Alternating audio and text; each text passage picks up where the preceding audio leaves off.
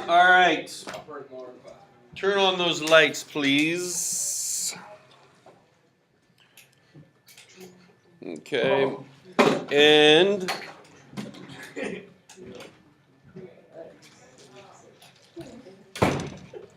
Matt, Chase, is it uploaded yet? Mr. Beard, would you like a food snack? No.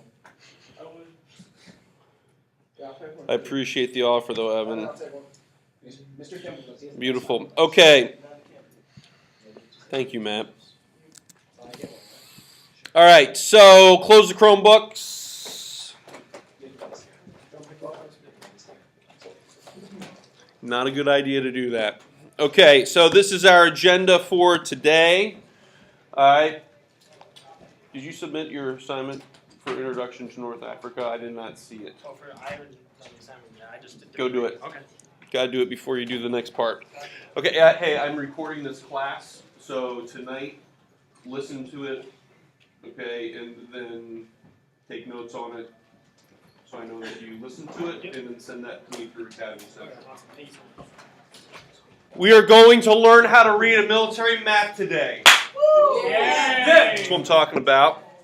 We are then going to engage into a, well, I don't know, I'm going to do a little bit what? We've got quite a few notifications. Just keep coming. Yeah, I know. It's insane. I hate. Oh yeah. So I'm going to lecture a little bit about North Africa. Everybody in this room has read the introductory reading. We've discussed it, etc., in terms of the importance of North Africa. And then, with any remaining time, we will begin to discuss the El Guitar reading. Okay, so we probably won't have a lot of time to do this. If you have not done it, then you obviously need to make sure that you get it done by Monday, because obviously we'll discuss it even more. I really doubt we're going to be able to discuss the whole thing today, so you will still have an opportunity to participate in that. So those of you who did do the reading and submitted it online, I will look it over, I will give you some feedback, and so you will have an opportunity to improve those answers if you would like to do that. Okay, so yesterday there was not a submit button on the El Guitar reading. That was my fault. I forgot to enable that. I enabled it about an hour after Tony Carney told me that there was no submit button. So go back. Even if you messaged it to me, please go back and just submit it on there. It's just easier. So that's the agenda. Questions? Yes. Wait, when you said North Africa, no sleeping. Thank you. when you said Were you going to go to the nurse? Can I go get it to Alma? Well, yeah, sure. I don't mind. Yeah, that's fine. I'd rather you take care of the pain. Why you feeling bad? Don't make fun of him. It's a migraine. Okay, go. Like the wind. Yes. For North Africa, I didn't understand with the assignment, because it said answer in paragraph format, so I answered all the questions in one paragraph. No. Question, answer in a paragraph for that. Second question, paragraph for that. Yeah. Yeah. Okay. Yes. We submitted it like just now, not now. El Guitar. Yeah, and we like learned that we did something wrong, or got a question wrong. We can go back and resubmit it. Or no? Yeah, because I'll give you some feedback on that. One of the benefits of doing it on time. Yes. Yeah, I just submitted it, so it was late. So. No, that won't be late. I check those timestamps in terms of lateness. Okay. Good. Any other questions? This is weird. I have you in the afternoon. I don't know if this class dynamic is going to change at all. Now it's not first thing in the morning. Okay, so let's talk about stinking maps. Last year, a student reprimanded me because I was like, read the map. And he's like, you never taught me how to read a map. And I said, good point. So I'm going to teach you how to read a military map. All right. And this is going to be important. Yes. I don't know if you're really going to want to, this is a good question. I don't know how you're going to really take notes on this. I will put these slides up on the Academy Central so you can refer back to them. So I think watching, because it has a lot to do with pictures and things, so you can't really draw those. If you want to take out a piece of paper and do that, that's fine. But anyway, you're going to see as we start learning more and more battles and that sort of thing, you're going to be looking at more and more maps. And so obviously I want you to not only be able to identify places on the maps, but also some of the graphics that are being used. So this is the invasion of Normandy here, all right? And so by the end of this, you should be able to identify a lot of these things that are on here in terms of the pictures and that sort of thing. So let me just go to this first slide. Okay, in fact, actually, let's just close the Chromebooks because I don't think you're going to need it for this. The symbols on a map are important to be able to recognize. We're not going to learn every single symbol. A, you don't have to. B, it's just a lot. You're not, if you go to West Point or something like that, you'll be forced to do that. But for this class, there's just some basics that I want you to know. This map, a rectangle with a little circle inside of it, represents an artillery unit of some size. Make sense? This one represents armor. So a rectangle with an oval inside of it, that means that that is a unit of some size of armor. So typically tanks, tank destroyers, etc., some sort of armored division.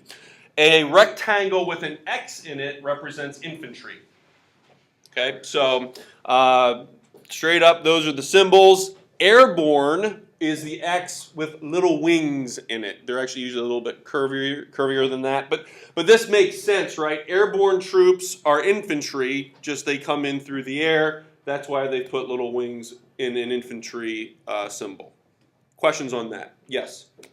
Is airborne just if they landed through parachute, or what if they're like the... No, they're just designated as airborne troops. So if they didn't deploy via jumping on an airplane, they're still considered airborne and be marked that way on the map because they have different training than the other troops. Then you're just like rifle company or something like that.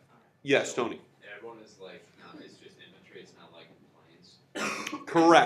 Correct. That would be a different, for symbol, for airplanes, it's a different symbol. This represents infantry that are trained to parachute in behind enemy lines. Yes? Okay, artillery is mainly going to be big howitzers and guns and cannon. So next week when we do the Battle of El Qatar, these will be new units that you will see on the board. So they're just like big cannon, all right? And they fire like this at the enemy. Whereas infantry are like literal little people running around on the battlefield. Yeah, does that make sense? Okay, good question. Other questions? I need a clicker. So this is military. This is like military hierarchy here, okay, or military organization. I'm going to start at the bottom and go up here. All right. What form of military organization did you learn about last week? Okay, squads and platoons, right? And company, actually. Okay, so I did not include platoons and squads on this hierarchy because you will not typically see that on a map that I give you. All right, but they would fall below company. So a platoon is typically like 25 to 50 men. All right, so, and then a company is made up of those platoons. So, and you have to understand, these numbers can vary over the course of the war. Okay, like Hitler loved to say, yeah, I've got 50 divisions. Okay, well, yeah, technically he had 50 divisions on a map, but if you went and found one of those divisions, you'd be like, okay, that's about a company of people. They were reported below strength. So the numbers these are rough estimates of what would make up a company, battalion, etc. The next level up is battalion. Okay, and I'm sorry, let me start with company. Company on a map, if you had an infantry company, you would see the rectangle with the square and then that, I guess, letter I right above it. So that would be an infantry company. All right, battalion is the next level up, so you go up to about 500 to 1,000 soldiers, 30 to 90 tanks, and those are represented by two letter I's, or two Roman numeral 1, or Roman numeral 2, I should say. Then it goes regiment, which is 3. Okay, Roman numeral 3, 2,000 to 3,000. If you roughly multiply these numbers by 3-ish, all right, you start to get an idea of the numbers. combat command, typically you will start seeing things like, well, combat command B was responsible for going up this side of the battlefield. And what a combat command is typically the overall commander will take certain units and kind of put them together and give them a particular mission. So they really vary a lot in terms of what they are made up of, in terms of units, and in terms of size and that sort of thing. Yes? Will we have to be like using this on a test? Um, After reading the map? You're going to need to know what this stuff is. Yes. Bottom line. Yeah, you are. Yeah, because it's going to help you understand maps that I give you. That's one of the big things. Okay. So yeah, so you do want to commit this to memory. Okay. Combat command is represented by Roman numeral 10. Division is the next level up from there. Sorry. Okay. All right. So Roman numeral 20. Now you're getting up to 5,000, 25,000 soldiers. A corps, all right, is the next step up from there. 3X's, an army, which is made up of a number of corps, all right, is the next level up. And then army group basically just means it's like this is a massive army group. You have one person in charge of 1 billion people, okay? So, 1 second. So let me ask you this. What does that represent on a map? A division infantry team. Yeah, all right, an infantry division. Very good. The symbol is infantry. The 2 X's represent the fact that it's a division. How about that? Airborne company. Airborne company. Very good. Excellent. All right, what about this? Armor regiment. Armor regiment. Can't talk. Okay, so obviously you see how it works. This part is not very complicated. All right. Questions on that? Yes. Would the company usually be the toughest fighters since they have the least amount of people? The toughest what? The toughest fighters, like the best fighters on there? Well, I mean, you could argue about that anybody within an army group. Yeah, it depends. There's no absolute there. Okay, so Yeah. sometimes they just put them there just for like strategy-wise. Yeah, so I mean, like, and certain maps are going to designate certain things. Like on the map I'm going to show you, you're not going to see any companies designated on that map because it's just looking at the bigger picture of things. You're just going to see divisions on there. Okay. Yeah. Yes, Tony. I think Kevin's confused because like all of the ones above them are made of the ones below them. It's not Yeah. like- Yes. Okay. Yeah. Good clarification. So a battalion is made up of roughly 3 to 6 companies. Okay. Does that make sense? Okay, and then a regiment is going to be made up 3 to 5 battalions. Oh, that's why you said that the 3 times. Right. So this is hierarchy. Right. Yeah. So this is higher. I should find a flow chart that might help with that a little bit. Okay. But okay. I thought I saw a hand over here. I was just gonna say the same thing. Okay. Cool.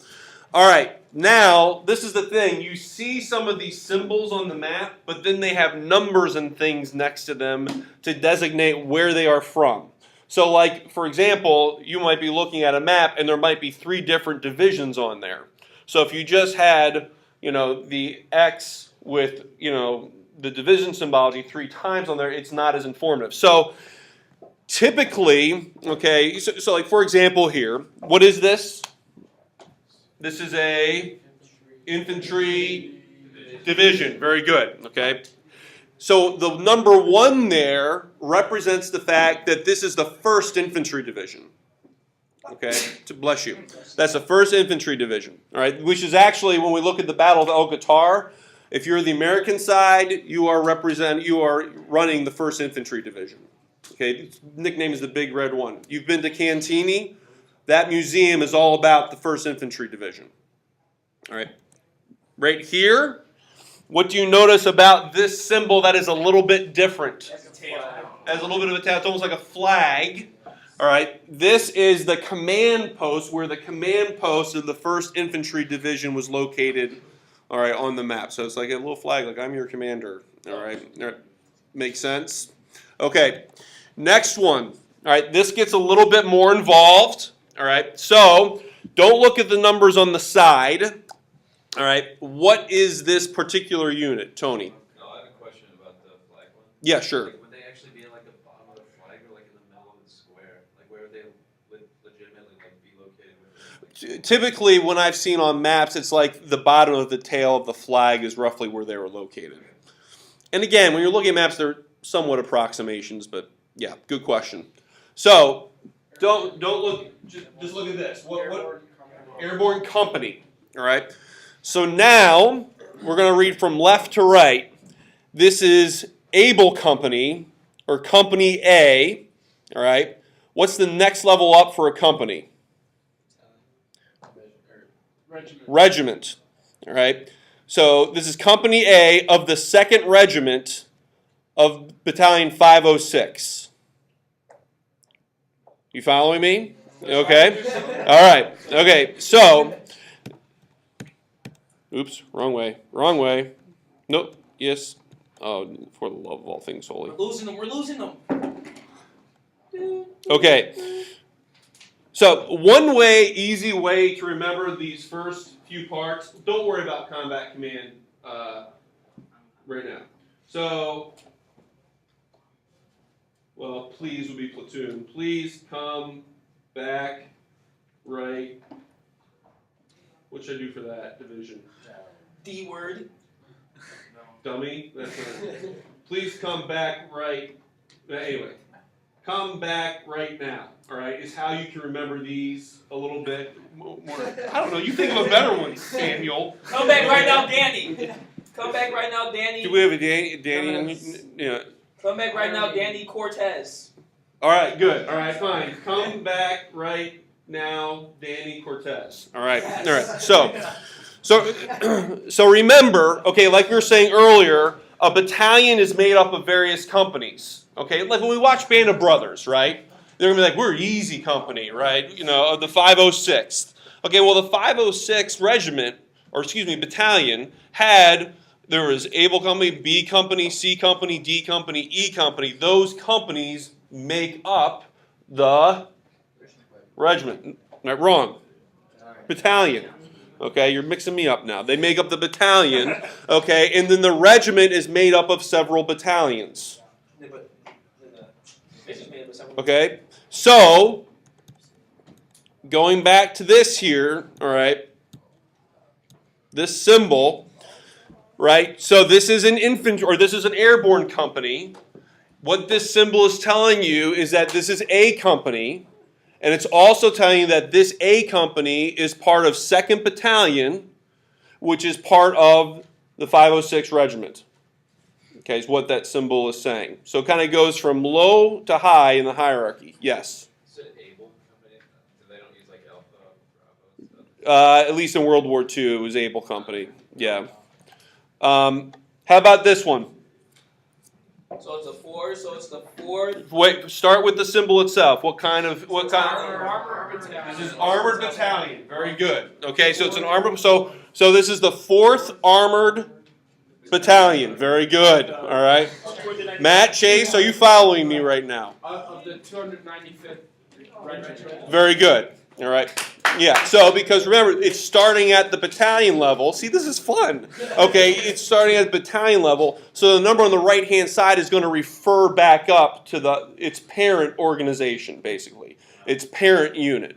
All right, so if we had 295 and then a slash and then another number, that next number would be referring to what?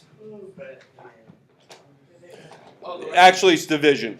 I should have put, combat command, I should have put that in a separate thing. So typically it's going to mean whatever division it's part of. Okay, so let's go to this symbol. Sometimes you will see on a map, you will see a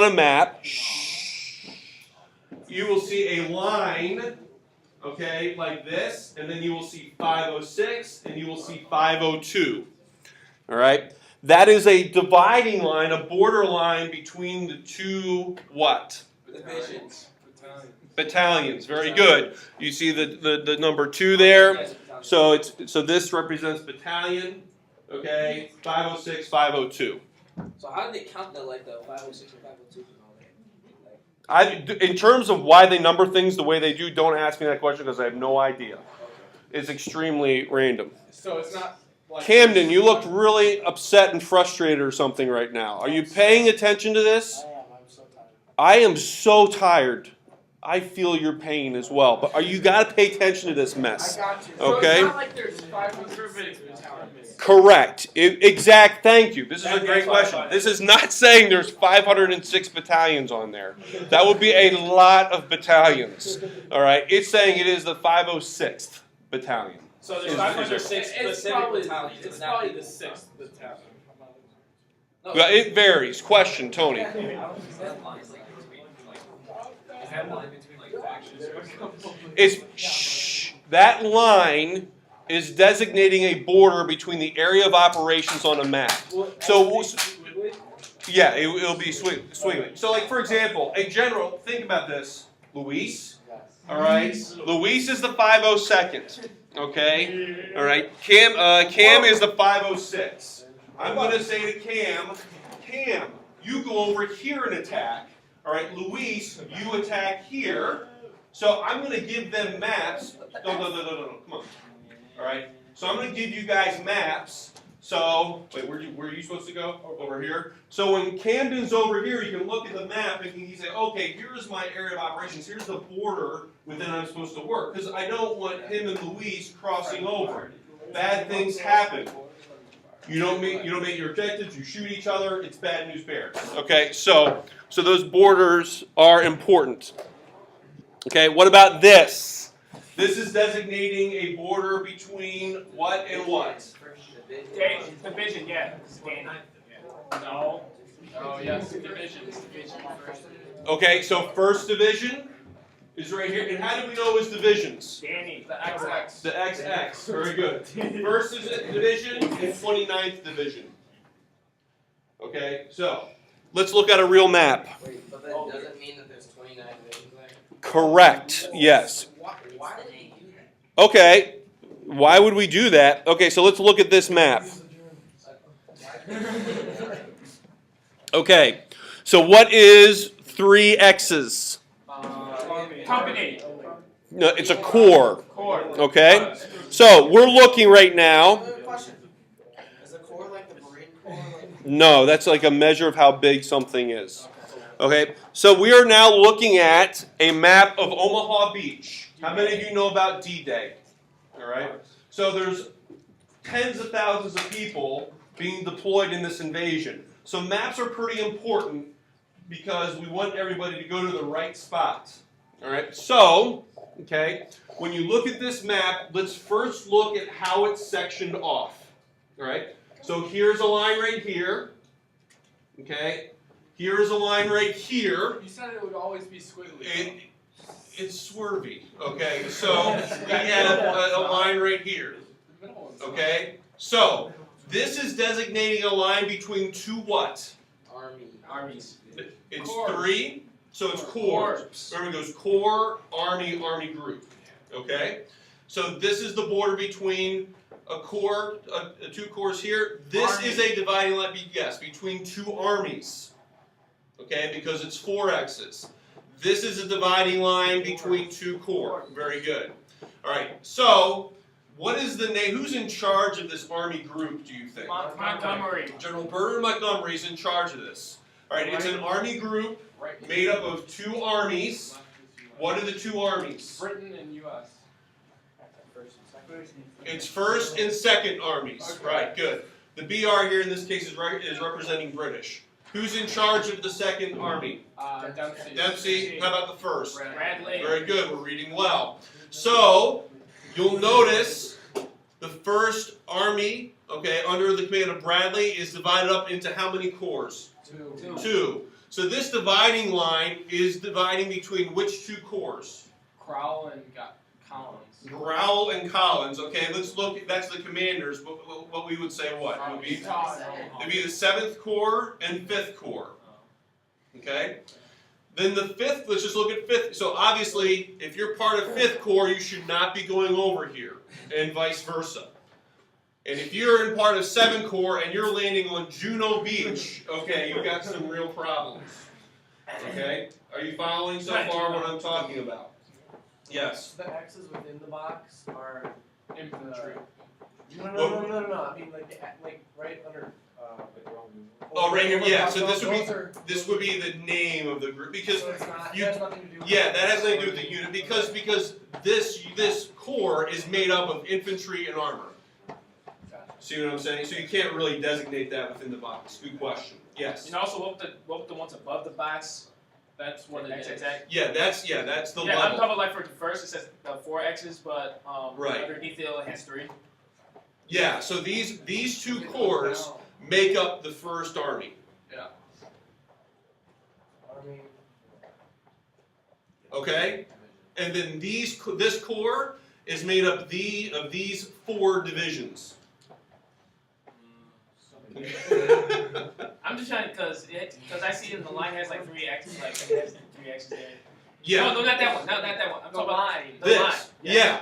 So it divides. this is dividing. This is basically saying, Okay, yeah. Collins, you go here, and this is saying, Goral, you send your forces here. Okay, where's Goral. Bradley go? So then Bradley's just going like. Bradley's in command overall, so he's just overseeing what the rest of these people are doing. Okay. Okay, now I understand why he has 4 X's above. Okay. Yeah. Okay. So now let's break down. Let's just break down 5th Corps. What's 5th Corps made up of? An Should I zoom in a little bit more? Yeah, where's the North 50? armored battalion, 3 infantry. yeah. I heard battalions. Yeah, divisions. So we have what's the name of this division? Second Armored, the Second Armored Division, 2nd Infantry. 2nd Infantry Division, 29th Infantry, and there's the big red one again. They're landing in on Omaha Beach. They're Okay. like the best of the best, right? They're pretty good. I feel like the big red one is very, very confident in themselves. But all right, so what do these represent over here? Air Troopers, 82nd Air Trooper Division. Good. All right, and this is the 101st. You've watched Band of Brothers. They're in the 101st Airborne Division. Yes. So that's just one plane. No, it just one plane. Oh. No, it's hundreds. Looks like- Yeah, it just again remember. Please listen for a second. It's impossible to map out where every single human being is. So these are that's why you're looking at the symbols that are just telling you like, look, this is approximately how many people are here. I want Charlie to go right Okay, this remember in the 1940s. Okay, it's not like Company of Heroes or something where you know exactly how many people are where and what have you. So, all right, good. So let me ask you this question: what is this probably representing right here? German. A German. Why did you say German? Because it's red. Very good. Red versus blue. I will try to give you color maps as much as I can. So this is the 243rd German Infantry Division. Okay, so 77th, 709, etc. What? How do we know what number they Because it says it right there. are? No, I mean like, person who made the map. Research. Yeah. I just want So- to know why the numbers are so random. I don't know. I try to research that, and I don't know. Like sometimes they will put certain divisions in. They'll dissolve ones that are created, and then they'll kind of lump them into other divisions as well. So you kind of get random It's numbers. the addition of 2 divisions. Yeah, there isn't always a logic behind it. You're the 4th. If you want to find that out for me, I would love it. I'd learn a lot from you. Okay. And I mean, and sometimes there's method to the madness, but I just haven't chosen to really worry about that at this point. What? Keep numbering, even if like they don't have that many. I think they keep. Yeah, sure. So like even if they do 1 through 20, and then they have 1 through 20 get destroyed, the next division they create will be the 21st division. They'll just keep going with it. And sometimes they keep numbers because they're a really famous division. Like the 82nd Airborne Division is still around today. That's like considered a really, really prestigious division. So they are in the 101st. Is that the news?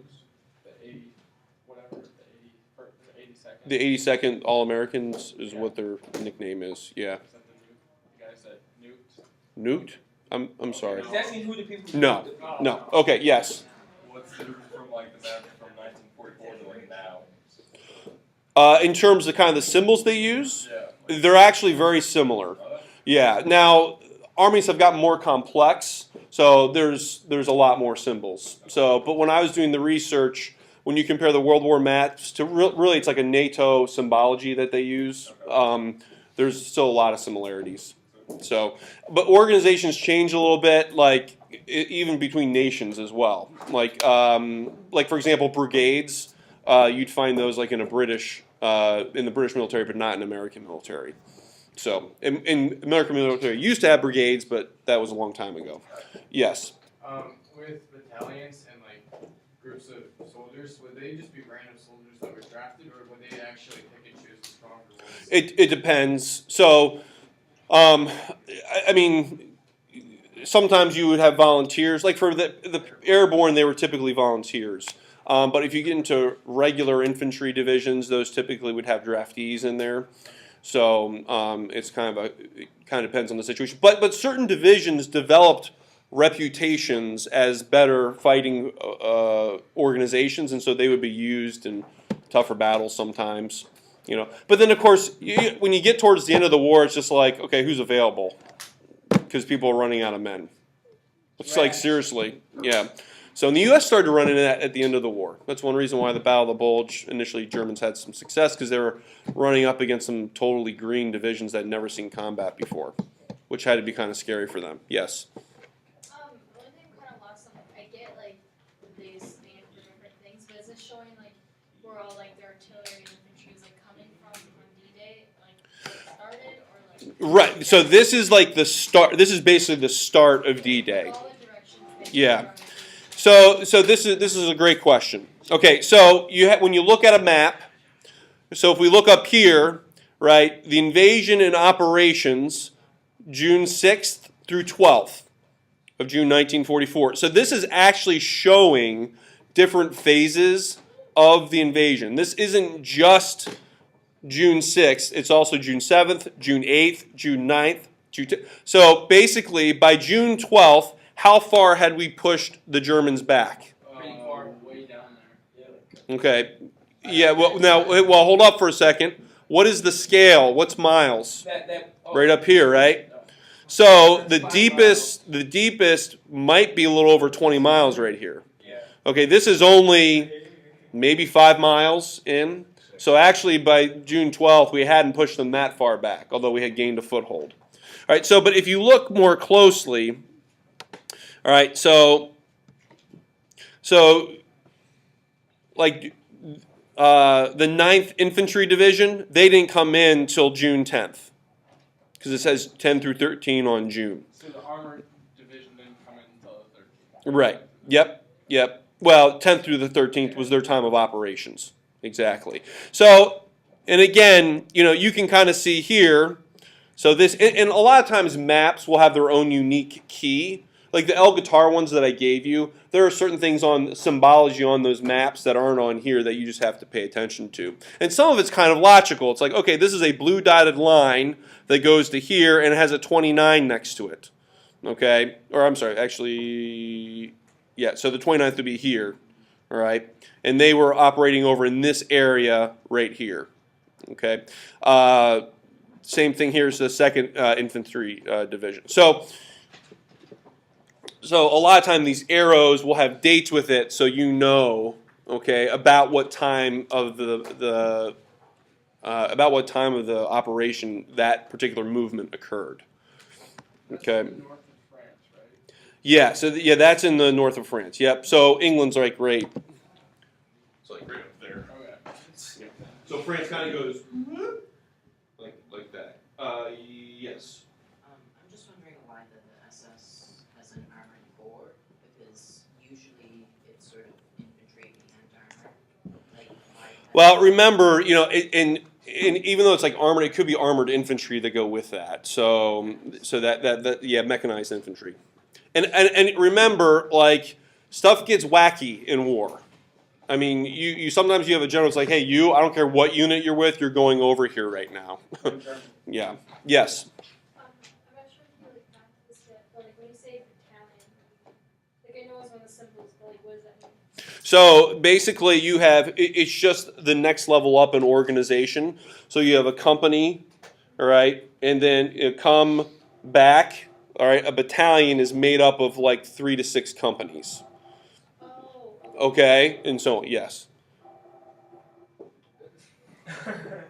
Gosh. All right. Sound like water. So good question. Yes. So, armored infantry as an armored platoon or company or. See, and it depends on the map because if there's just armored infantry there, they have their own insignia as well. Yeah. There's one of them, right? Sorry. Where? On the towards the left. There's German? yeah.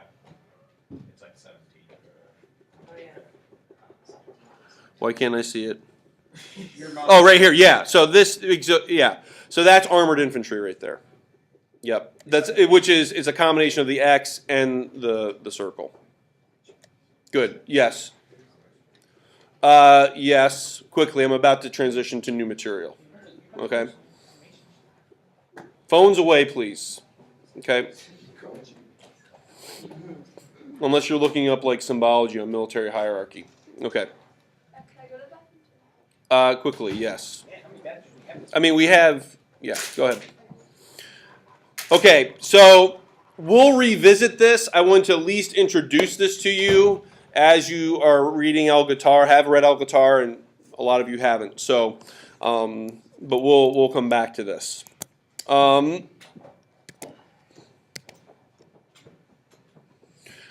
So the next unit that we're getting into right is North Africa, and I've entitled this unit Underbelly, okay, because it takes place kind of in the south under the main area European theater, okay, and also Winston Churchill, who is the Prime Minister of Great Britain during this time, felt that this was a great place to attack because it was the soft underbelly of the Axis. And it'd be a nice place to go ahead and attack to try to chip away at Axis expansion. So we're going to focus on this. We're in North Africa, and then we're going to get into the invasion of Italy as well. So, but I want to make sure that we have the proper context, that we understand the big picture of what is going on here. And if you want to take notes on this right now using your Chromebooks, you may do that. If you choose not to take notes on this with your Chromebooks open, you're going to get lost and things are going to be more difficult for you. So please make sure you're not multitasking. And this will all be on Okay. Penny Central still though? The slides will all be up there, yes. Okay. But remember, I don't just read slides to you, right? Okay. Yeah. So, okay. So here is a map, okay, of Europe right on September 16th, 1940. September 16th, 1940. Is the United States involved yet in the war? No. No. All right, not for over a year and a half. So I'm going, okay, way back here. All right, and if we look at this map right now, green represents either German occupied territory or German allies. All right, and you'll notice, okay, that, oops, go back. You will notice, look, France looks a little funny. All right, it has France and then Vichy France. This is an important dynamic, okay, because what has happened, right, at the end of May 1940, Germany had conquered France, but then there was some negotiation where Germany said, look, we're going to keep the northern part. You can have your own little government. We'll call it Vichy France, and you do what we say. All right, so Vichy France is an ally with Germany. This is weird, right? Why is it weird? France always fights against Germany. Okay, so the fact that you now have a French government that's an ally with Germany is a little bit strange. But France didn't have much of a choice at this point. They chose, like, look, we still want to exist as a people, so we're going to surrender. We will have this little government down in this area. That meant, okay, that all these French colonies, actually I should say here, Morocco, Algeria, etc., those fell under the control, in a sense, of Germany as well. At least they had influence there. Okay? At this time, Italy has control of Libya as well. All right, so right off the bat, the Axis powers have a lot of influence, not only in Western Europe, but in Africa as well. Heck, there's even Italian East Africa. Yes, that existed for a while. All right, and so now, all right, in September 1940, Mussolini, who's the leader of Italy, says, I want to restore the Roman Empire, baby. And so he decides to invade Egypt. That is why there is a little piece of green here where it says Egypt. Okay? Now, well, yeah, it's a little bit more complicated than that. Who else has a presence? What other major power do you think has a presence in this part of the world? Yes. UK. Britain does. In fact, actually, they have forces in Egypt and in the Middle East, up in like Palestine and that sort of area. Okay, so when the Italians attack Egypt, are they really attacking Egyptians? No, they are attacking and fighting against the British. So the British are fighting in North Africa way before we ever get there. And I think this is important to bring up, okay, because sometimes you think, well, we won the battle in North Africa. There are other people involved. Okay, in fact, let me give you this sweet animated map. Okay, so let's see, pause. Okay, so, all right, this is zoomed in, North Africa. This is part of Libya and Egypt. Do you see this? All right, so initially, Italy invades Egypt. And I do not want you to remember all these different battles in all these different places. Okay? Only the ones I highlight. I don't remember all of these different battles in all of these different places. Okay? So, but I do want you to understand trends. Okay? So, Italy starts to invade east.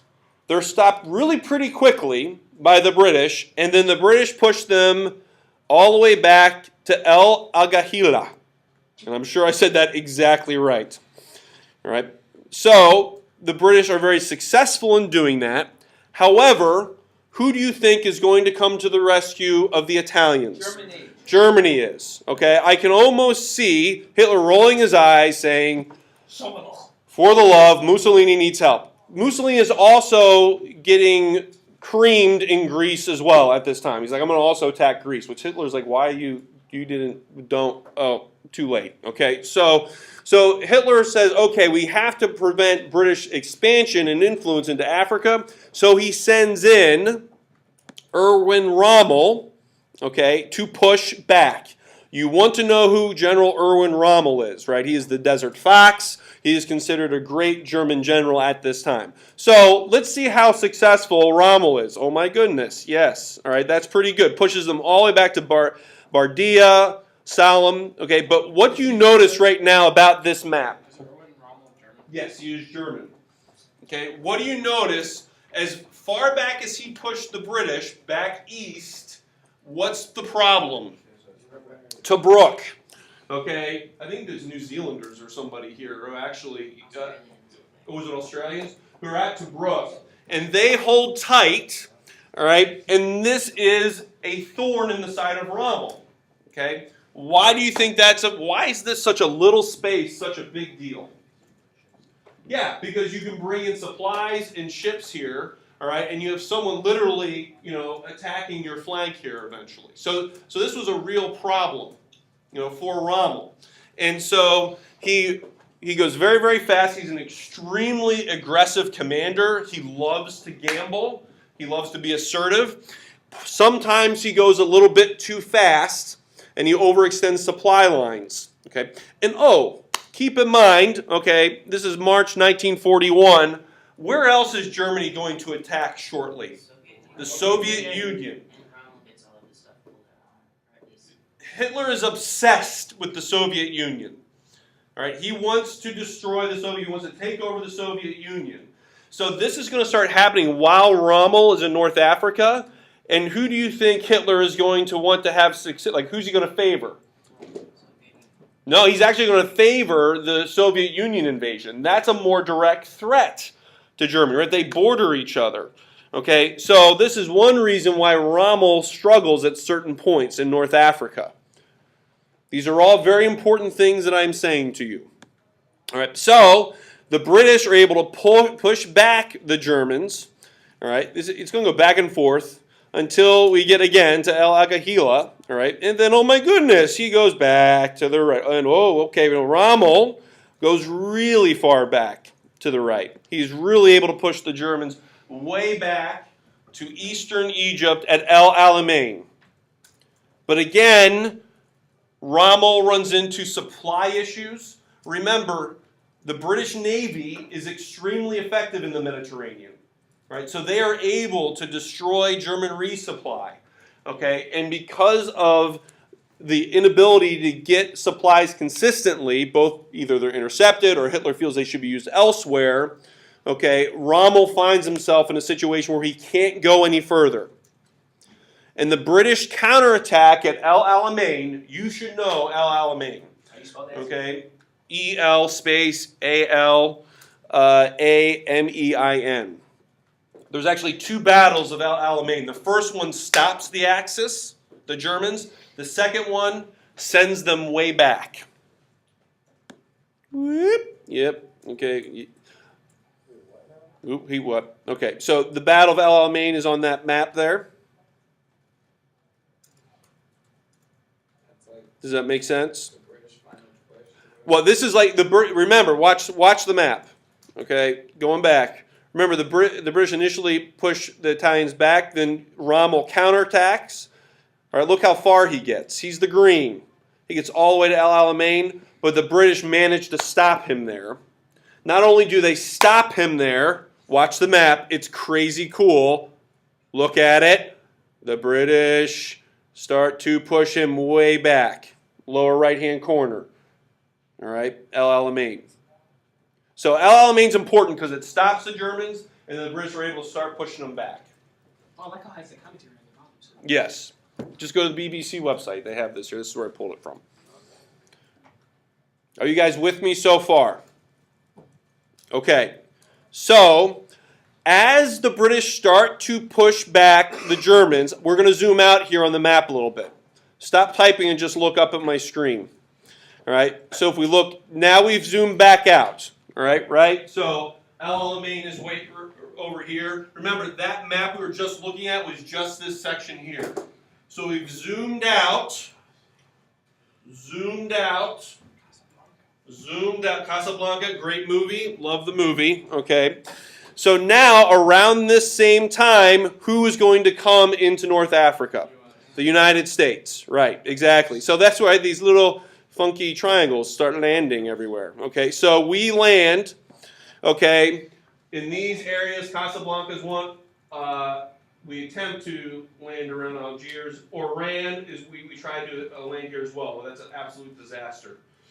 Okay, so this is Operation Torch over here. All right, so we start way over here. Britain's way over on the other side. Germany, right in the middle there.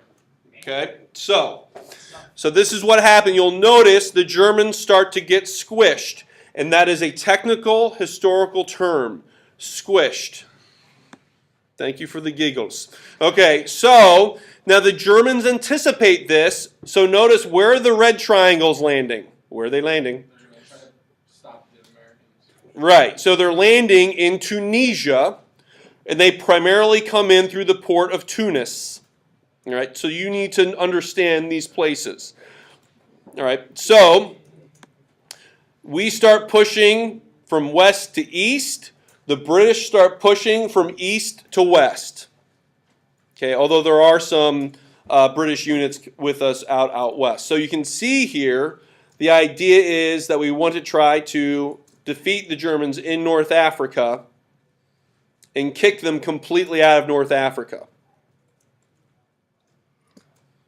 Okay? Does that make sense? The trend of what's happening in North Africa there? Okay, and eventually, whoop, okay, look at that, ready? Whoop, out. Okay, see, they fly away. Bye-bye, German. So we do eventually kick them out in May of 1943, and they hop across to Sicily. So that's kind of the overview of what happens in North Africa. And there's a lot of factors involved here, right? You have the Germans, you have the Italians, you have the British, all right? You have the Americans, you have the invasion of the Soviet Union. okay, in terms of kind of influencing what happens here. Why is North Africa so important? Well, there's like 14 things in that reading. Okay, what if Germany would have won in North Africa? Where do you think they would have tried to have gone next? Let's back it up a little bit. Africa. I'm going to go back to this map right here. They probably would have gone for Saudi The Arabia. Middle East. Yeah, remember, there's a lot of oil here, and then it's another route up into the Soviet Union. Okay, so, yeah, well, that's what people were concerned about. Okay, so here are some key leaders. You've got Eisenhower, President General Eisenhower. Okay, General Eisenhower, who eventually does become president. This is General Bernard Montgomery, British. Okay, this is Erwin Rommel, German, and this is General Patton, who's an American general. So we'll be talking about those guys over the course of this this unit. I'm going to skip ahead here a little bit. Patton was the man. The goat. Yes. So initially, the United States lands like in Morocco near Casablanca, okay? And guess who we are fighting there? We're French. We actually initially fight the French there because why? They're allied with the Germans at this time. Okay, so it was a really, really strange engagement. We weren't sure if they were going to fight as hard as they normally would. And actually, all right, the French were, some of them fought very hard, but there was disorganization. For a number of them, their heart was not fully in it. And this is an interesting quote from Patton. He said, had the landings been opposed by Germans, we would have never gotten ashore. It's an interesting what if to think about. And that also shows us what about how well trained the United States is. Remember, this is their first major land engagement. It is hilarious.